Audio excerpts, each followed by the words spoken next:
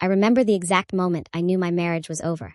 Not when my husband said the painful words to me, but when I saw him look at himself in the mirror after his morning run, flex his arms, and smile like he'd just discovered gold. My name is Sarah. I'm 37 years old, and until recently, I worked the early shift at a nursing home, wiping down residents, changing bedpans, and listening to stories from people whose families had forgotten them. The pay was barely above minimum wage, but it came with health insurance, and when you have 2 kids and a husband who spent most of his 20s finding himself, you take what you can get. Before we go any further, please hit that like button and subscribe.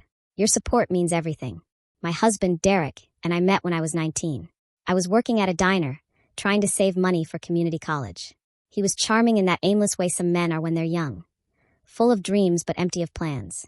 I got pregnant with our first daughter, Emma, 6 months into dating. We got married at the courthouse. My mother didn't come. She'd told me I was throwing my life away. Maybe she was right, but I loved him, and I thought love was enough. For 15 years, I was the one who held everything together. I worked doubles when Derek quit another job because his manager didn't respect him. I packed lunches, paid bills, scheduled dentist appointments, stayed up with sick kids, and somehow kept a smile on my face when he'd come home after spending grocery money on a business opportunity that never materialized. Derek was always just about to make it big, just about to start that podcast, just about to launch that app, just about to become someone. I stopped waiting for just about to around year 10. By year 12, I'd stopped expecting him to notice me at all. I gained weight after our second daughter, Lily. Not a lot, maybe 40 pounds, but enough that my scrubs fit differently, enough that I avoided mirrors, enough that I felt invisible. Derek never said anything cruel about it. He just stopped looking, stopped touching, stopped seeing me as anything other than the woman who made sure there was toilet paper in the bathroom and food in the fridge. I told myself it was fine. Marriage wasn't supposed to be a romance novel. Marriage was partnership, commitment, showing up even when it was hard. I showed up every single day. Then Derek turned 35 and had what I can only describe as a crisis. He joined a gym, started counting macros, bought tight-fitting workout clothes, and took selfies in the bathroom mirror. Within 6 months, he'd lost 50 pounds and gained an entirely new personality. Suddenly, Derek had opinions about optimizing his life. He talked about leveling up and not settling. He started watching videos about alpha males and self-improvement.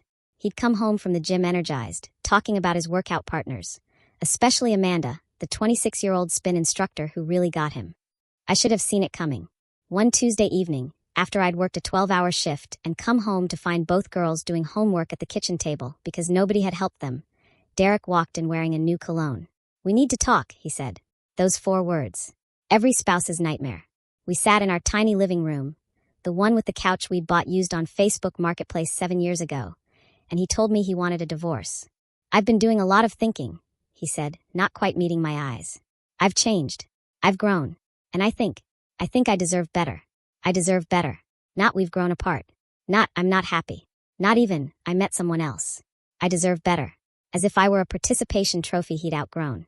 As if 15 years of carrying him through his unemployment, his failed ventures, his depression, his complete inability to be a functional adult.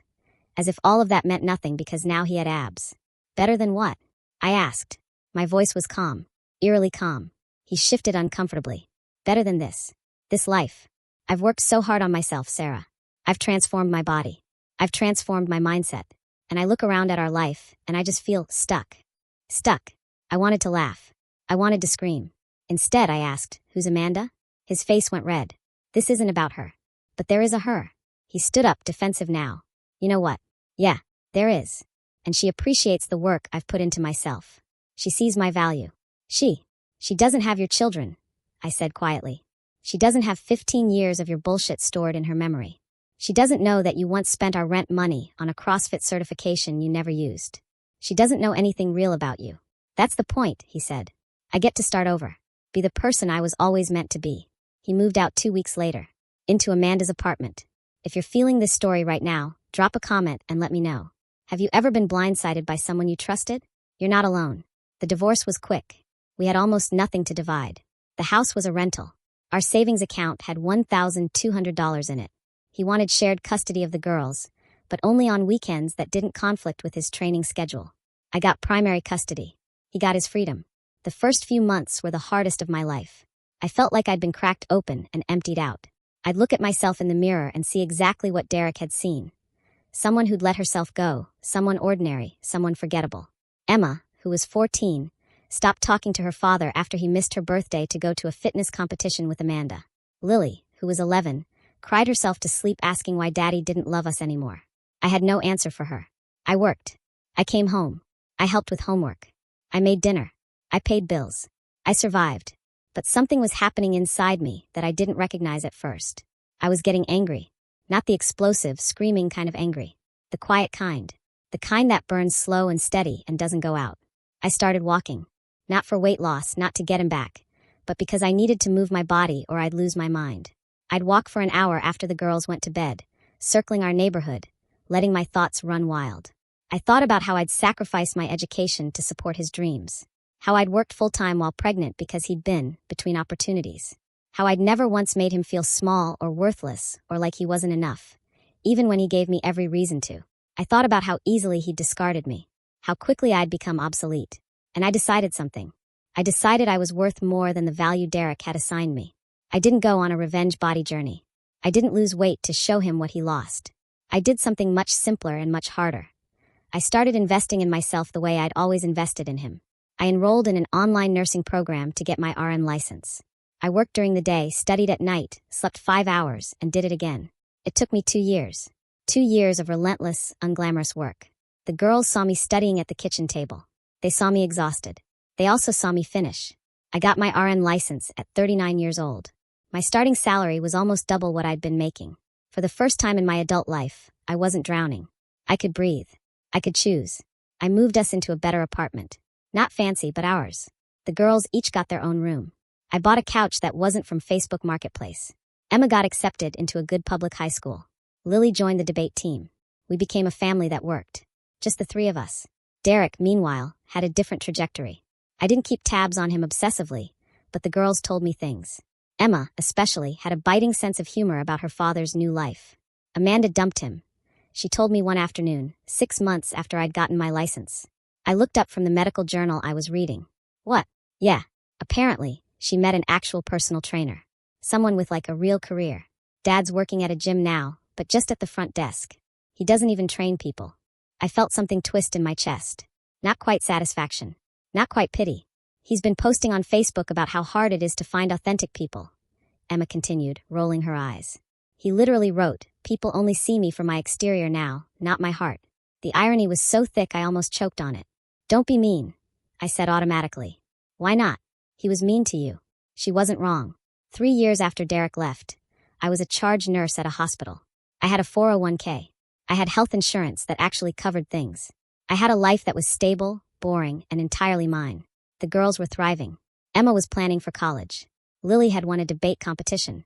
I'd even gone on a few dates. Nothing serious, but enough to remember that I was still a person someone might want to know. Then, one Thursday afternoon, I got a call from a number I didn't recognize. "Sarah? It's Derek." I almost hung up. "What do you want?" I need to talk to you. Can we meet for coffee?"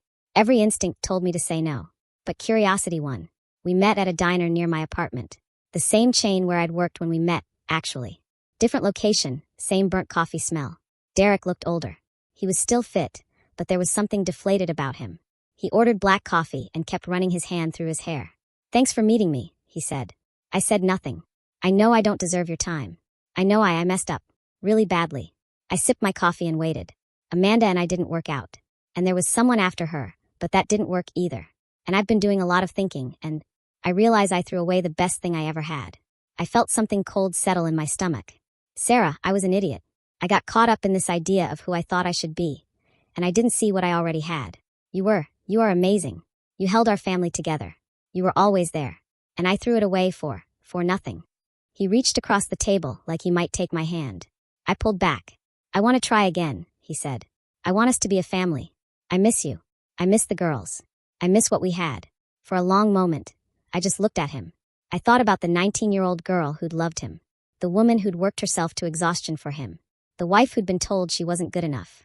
I thought about Emma and Lily, who'd cried themselves to sleep when he left. I thought about every single night I'd studied after working a 12-hour shift because I refused to stay stuck in the life he'd abandoned us to. "No," I said. He blinked. "What?" "No. I don't want to try again. But I know I hurt you. I know it'll take time. But I've changed. I've really changed this time. You've changed, I repeated. Derek, you didn't change. You just ran out of options. His face flushed. That's not fair. Fair. I felt something hot rise in my chest. You told me you deserved better. You looked at me, at us, and decided we weren't good enough for the person you'd become. And now that you're lonely, now that the women you thought you deserved don't want you, you're back here. I made a mistake. You made a choice. I cut him off. You chose to leave your daughters. You chose to miss their birthdays and school plays and every single hard day they had because you were too busy optimizing your life. You chose to tell me I wasn't enough. And I accepted that, Derek. I accepted it and I moved on. Sarah, please.